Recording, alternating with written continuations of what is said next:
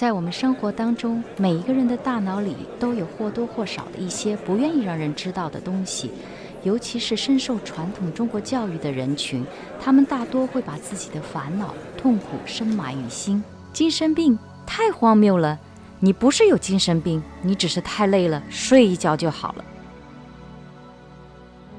精神病在华人世界里是一种带有羞愧、耻辱感的疾病。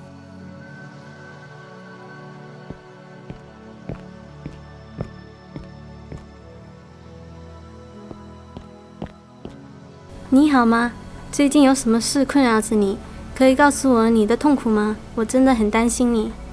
我不知道怎样开口表示我的痛苦。我的父母不明白我到底发生了什么，他们只是敷衍我。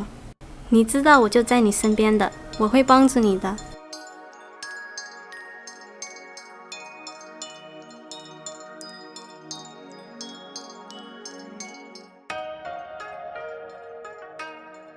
希望通过我们的项目研究，有更多的人们来参与、帮助和关爱这个特别的群体，让他们有信心面对自己，面对生活，热爱生活。